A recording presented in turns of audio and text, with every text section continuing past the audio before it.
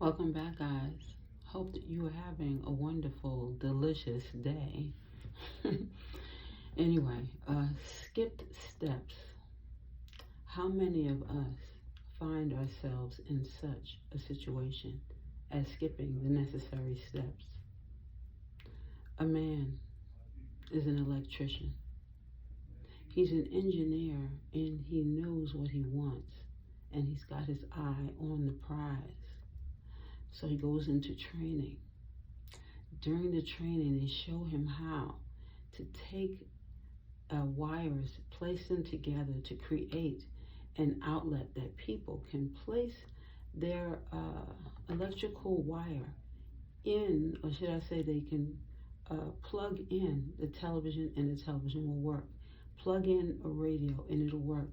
Plug in an air conditioning unit, refrigerator, thus so, into this outlet and it will work. He feels as though he's mastered this. So he wants to go on to learning more. But his trainer says, no, you cannot take the steps to go in another direction until I've shown you all of the different components of this position. He gets upset. He quits. He decides that he knows enough to start his own business. So he begins his own business. He begins the process. However, he does not have the money to do it. So he decides he's going to find people that he meets on the street, be nice to them, and offer them a job. The problem is when you offer these people work, you don't know their background. Some people have certain skills, but this is not it. Some people have a drug habit in the back. Some are alcoholic in their background. But you hire them, and now they steal from the job. Your reputation is on the line. You skip the necessary steps. And how are you going to move forward? Because you don't know what to do next. You see that your child is in line to receive an inheritance. So you plot and get the money, and you use that money to really start your own business. Because you stole the money, you did not get the money by the sweat of your brow. You did not get it. You did not gain it by honest means. You now are going to be judged in spiritual court and then real court. You find different ways of getting around it. You spend money, you buy people, and somehow you find your way out of the matter. Spiritual court does not forget what you did wrong. Spiritual court is going to acknowledge and take all these things into accountability and place you on the courtroom space with more information, because each crime is going to be added to your book of lies. Next person. This person is a little boy. He's in school. And he sees a little girl. She's so cute, but she won't look at him. She won't look at him because her parents taught her before she left that house to be focused on school. It's not that she doesn't like him. She thinks he's cute too. But she refuses to find herself getting into trouble for something so small. So she focuses on her work. The little boy pulls her hair, so she raises her hand and asks the teacher to move her forward. Can she sit in the front of the class? Because she doesn't want to miss a step of the teacher's lesson. The teacher's impressed, moves her to the front. Now the little boy decides he's going to blow spitballs at the little girl. The little girl does not understand how no one else is speaking up on her behalf. She knows the teacher had to see at least one of these spitballs, and if she didn't, she had to have noticed all the spitballs surrounding her on the floor. So she focuses on her lesson even more. So much that she ends up getting an A in this class. She's so happy that she stayed focused. However, the spitball boy gets an F in the classroom. And he hears everyone giving the young lady, the little girl, such praise. So he goes to the little girl and spits in her face. The little girl is saddened. She cries, goes to the bathroom, and her little friends go to the bathroom with her, help her to wash her face, and they go to the principal, and the little boy gets into trouble. The little boy now is suspended, and while at home, he's thinking of all the things he can do to get her attention. You see, bad attention is bad attention. It's not good attention, but it still is attention. When a little boy is not directed, if he's not instructed, if he's not nurtured, he does not know how to get the attention of others. The only way he can do it is by manipulation. Another scenario. When we look at each individual in the story, sometimes we might even see ourselves. If we don't see ourselves, we at least see the situation as it unfolds and what it can turn into. An old man has to go to the bathroom so badly, that he has to go to the bathroom in the train station. He goes to the bathroom in the train station, and on his way out of the stall, while he's cleaning himself up and putting himself back together, he notices through the crack between the door and the wall that there's 4 little boys outside of the stall. One boy has a water gun in his hand, and he's acting as though it's a real deal. When the man is coming out, because he says maybe he thought he saw something. Perhaps that is the case, because he doesn't know these boys. Why would they want to bother him? There's no way. So he walks out of the stall, and the little boy places the gun in the man's nose. The man faints and goes into a heart attack. While he's going through the heart attack, his spirit comes out of his body, looking down at him and looking down at the boys. He realizes that the boys are only trying to get money for a movie, and he wonders if he could have maybe volunteered time at a school or at a program, maybe the Boys and Girls Club. Maybe he could have done something to change his life. He is a wealthy man. However, he did not realize that going to the bathroom would wake him up to all of this. His spirit goes back into his body. God tells him, it is not your time. You must go back. He goes ahead and goes back into his body, but at this point, the boys have fled, ran out of the bathroom.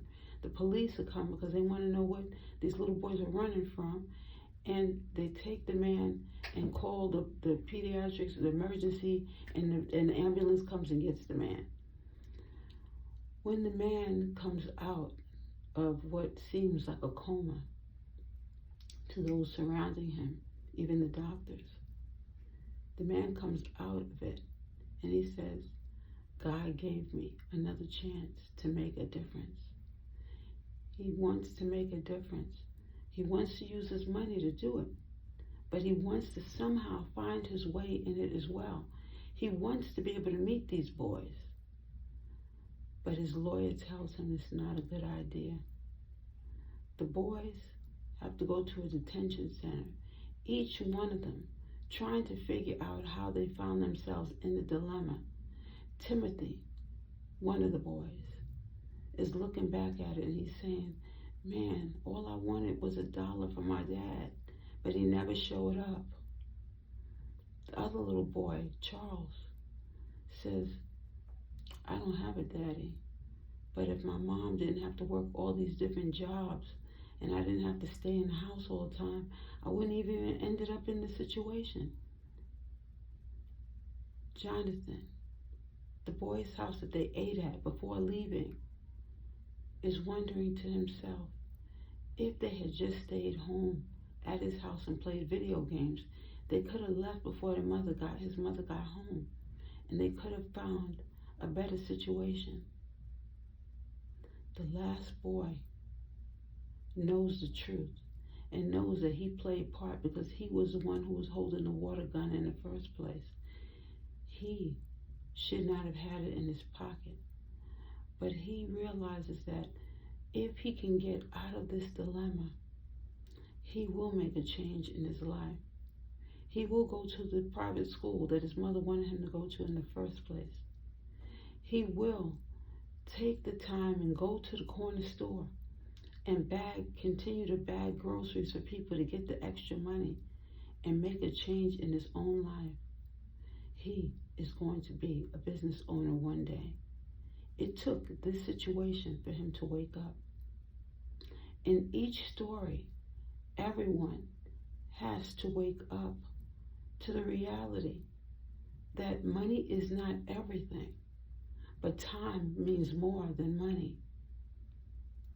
When you are formulating a family and you want all of these wonderful things, you want the children, you want the picketed fence, you want all these different things, but you cannot skip the necessary steps.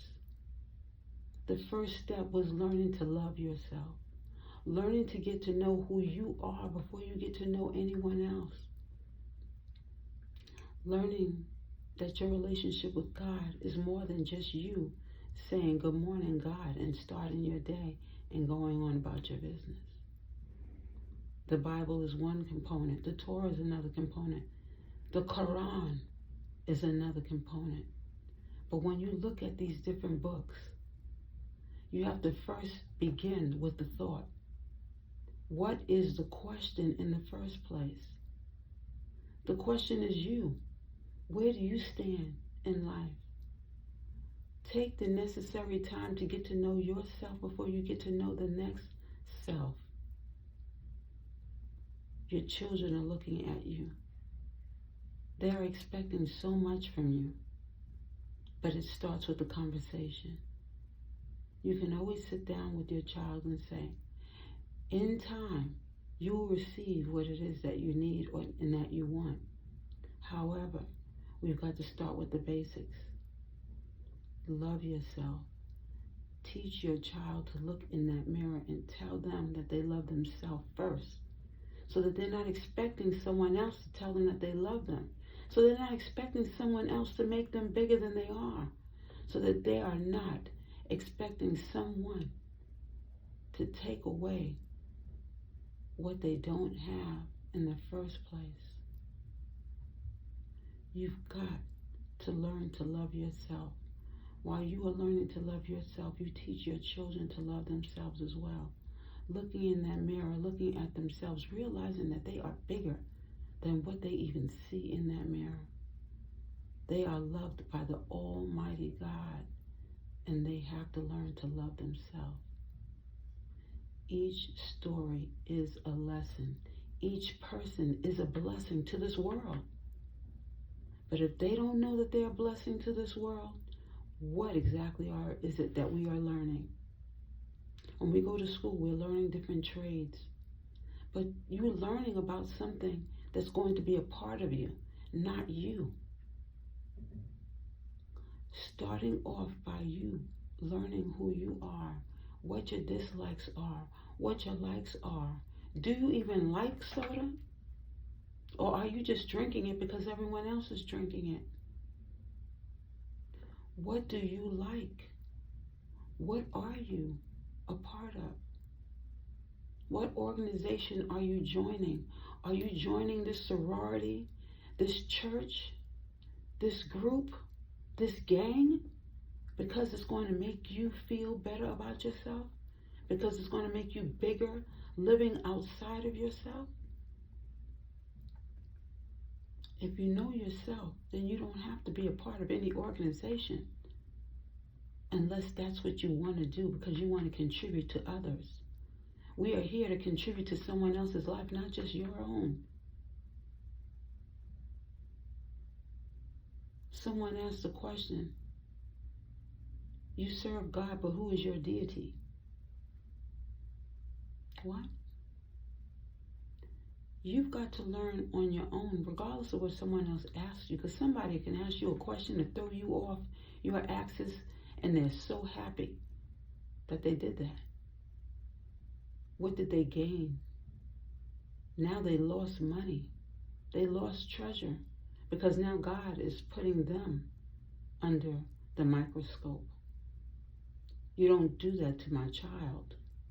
You don't ruin someone else's life to gain something that is only going to be in your hands for seconds, and you've lost everything.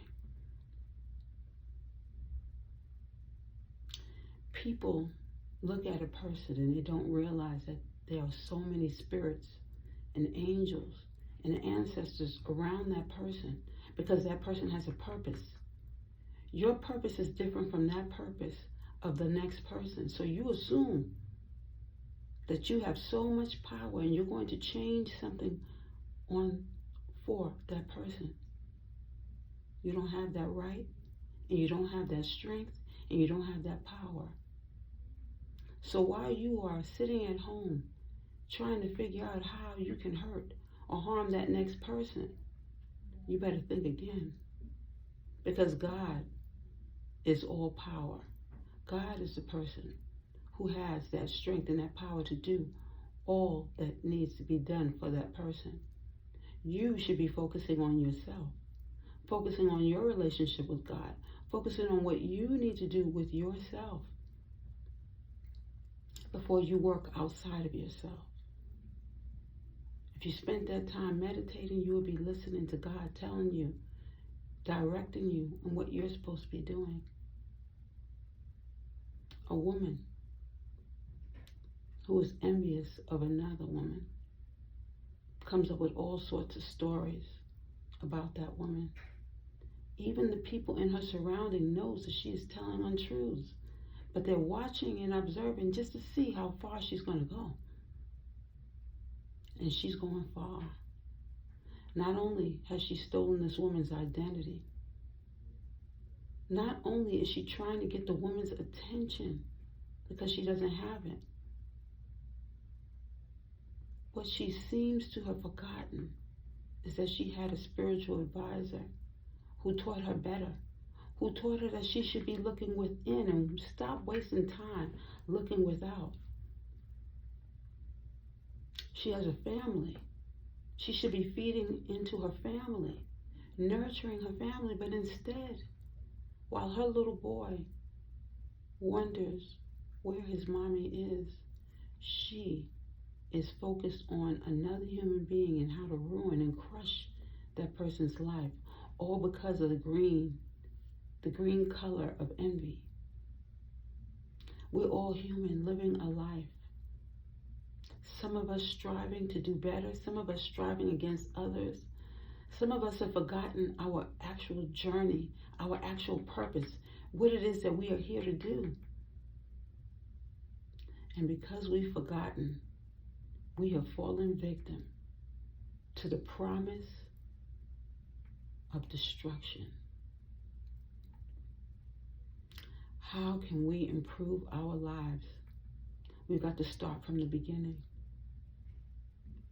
Erase this moment in time where you are looking at someone else and look at yourself.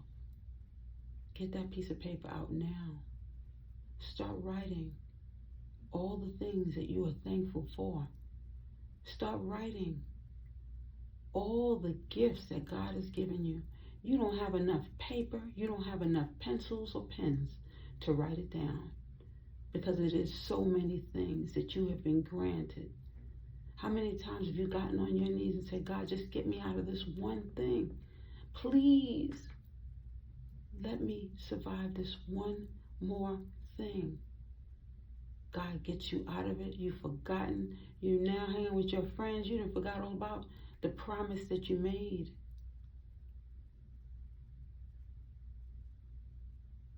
What time have you got to spend, to think, to grow?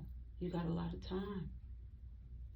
What will you invest your time in with all this time you have on your hands? If you only had today, would you spend it with the person, the very individual that you love?